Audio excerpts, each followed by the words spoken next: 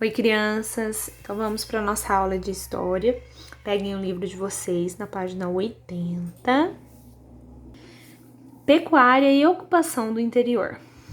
No Brasil, a ocupação do território pelos colonizadores começou no litoral com a extração do pau-brasil e com a produção de cana-de-açúcar.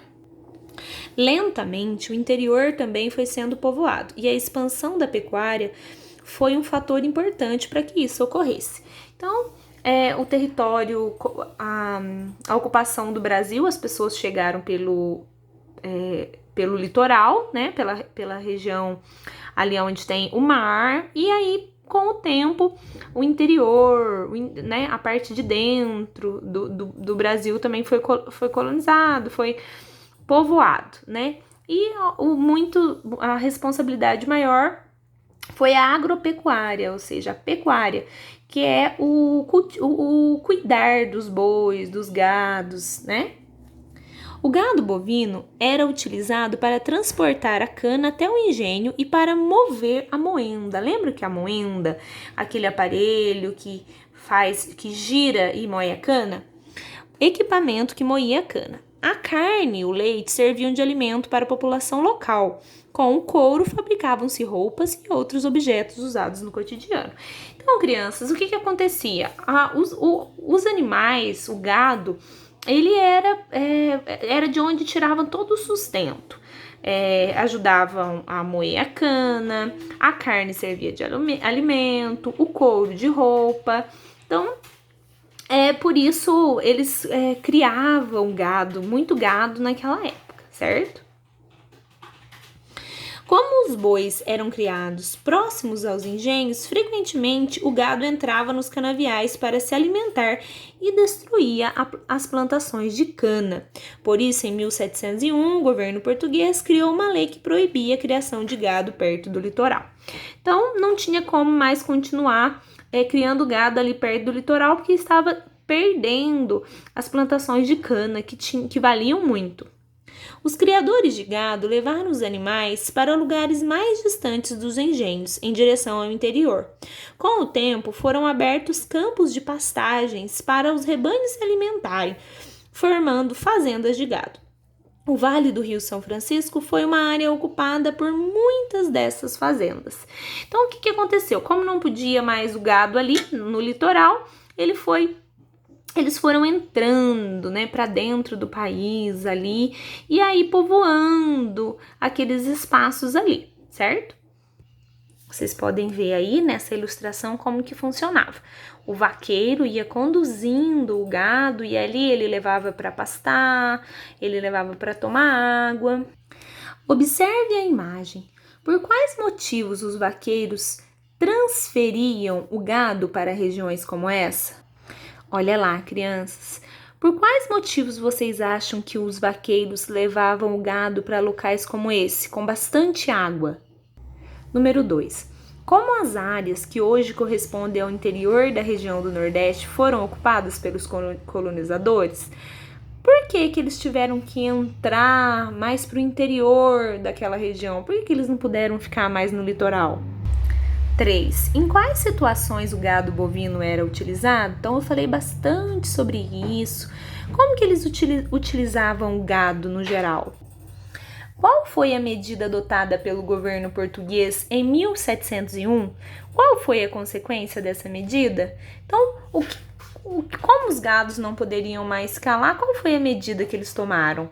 E qual foi a consequência? O que aconteceu a partir dessa decisão? Ocupação da terra e colonização. No início da colonização, alguns aristocratas portugueses receberam lotes de terras do Brasil, as capitanias hereditárias. Chamados de donatários, eles podiam distribuir o direito de uso da terra a algumas pessoas. As terras doadas eram chamadas de sesmarias e quem as recebia era chamado de sesmeiro. Então, algumas pessoas elas recebiam partes da terra, que eram chamadas capitanias hereditárias, e eles podiam distribuir isso para quem eles quisessem. No litoral da Bahia, muitos sesmeiros não habitavam suas terras. A maioria delas foi ocupada por vaqueiros que praticavam a pecuária e por roceiros que plantavam pequenas roças. Com o tempo, muitos vaqueiros mestiços de portugueses com indígenas construíram fazendas de gado, que foram se expandindo pelo interior. Houve muitas disputas e conflitos entre esses colonos e os grupos de indígenas que lá viviam. Então, com o tempo, eles foram se expandindo, essas fazendas de gado foram se expandindo, mas como ali viviam indígenas, e aí viviam outros donos de gados, e aí acabava tendo muito conflito entre eles. Grande parte das terras localizadas perto do rio Parnaíba, que hoje é o atual Piauí, e do rio São Francisco, que hoje é a Bahia, era ocupada por grupos de indígenas Cariri, que já viviam no local muito antes da chegada dos portugueses. Eles se reuniam formando a Confederação dos Cariri e lutavam contra os colonos que queriam tomar suas terras para instalar fazendas. Então, gente, as terras do Brasil, conforme eu já falei para vocês, elas não estavam jogadas, elas não eram terras a serem descobertas, terras abandonadas que eles podiam tomar conta. As terras do Brasil eram as terras dos índios. E aí os colonos ficavam tentando instalar essas fazendas. E os índios, claro, que lutavam pelo direito à terra deles, direito esse muito legítimo. Iniciada em 1686, a revolta se espalhou pelas regiões dos atuais estados do Rio Grande do Norte, da Paraíba e do Ceará. A luta durou muito tempo, até que em 1713, tropas paulistas derrotaram a Confederação dos Cariri. Com a derrota e o avanço das fazendas de gado, os indígenas que sobreviveram foram catequizados ou escravizados, e alguns conseguiram se refugiar no interior. Então, olha aí, gente, detalhe da dança tapuia, de Albert Eckhout. Olhe sobre tela. Os Cariri eram chamados de tapuia pelos não indígenas e pelos indígenas do grupo Tupi.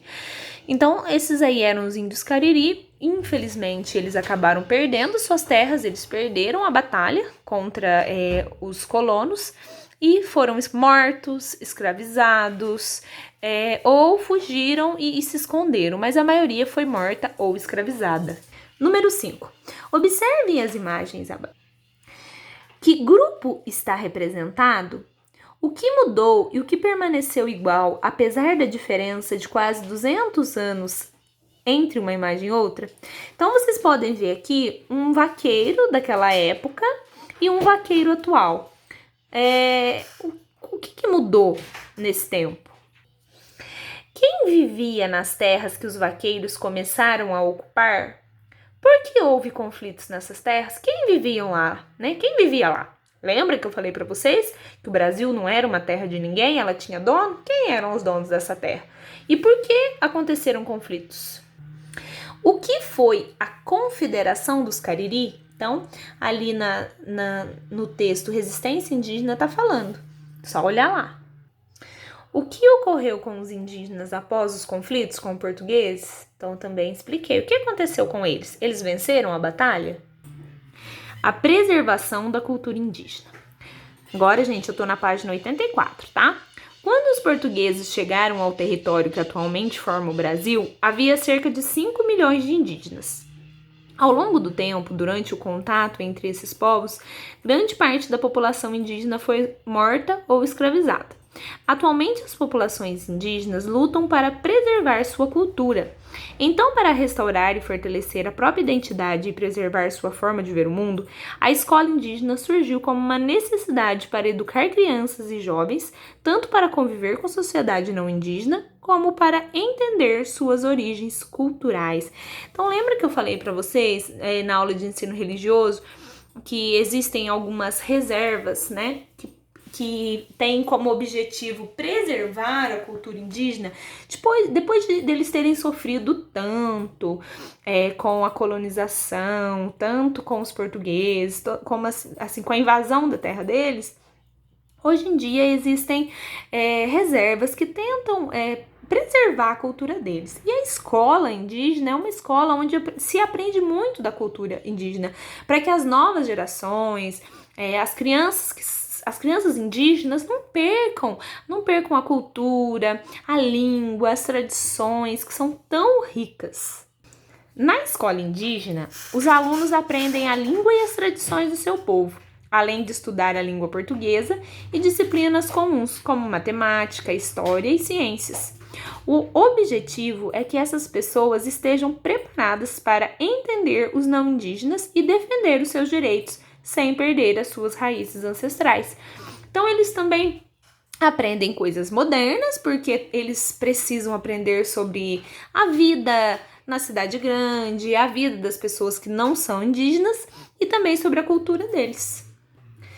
O que aconteceu com os povos indígenas após a chegada dos portugueses? Então, o que aconteceu? Diante de tudo isso que vocês estudaram, a colonização, a invasão das terras deles, o que aconteceu com eles no final?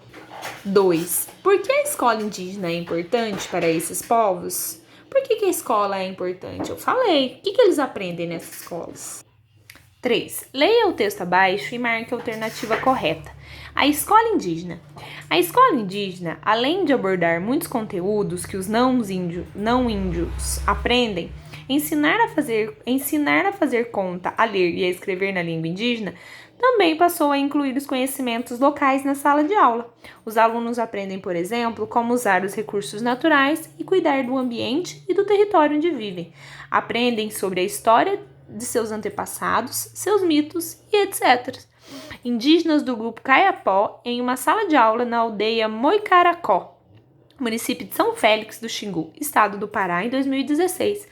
Então, como eu falei para vocês, além de aprender tudo aquilo que a gente aprende, aprender sobre a nossa vida, a nossa cultura, eles também aprendem a cultura deles e dos antepassados. Então, vamos lá. Quais dessas opções aí é a correta? A escola indígena tem como objetivo a catequização?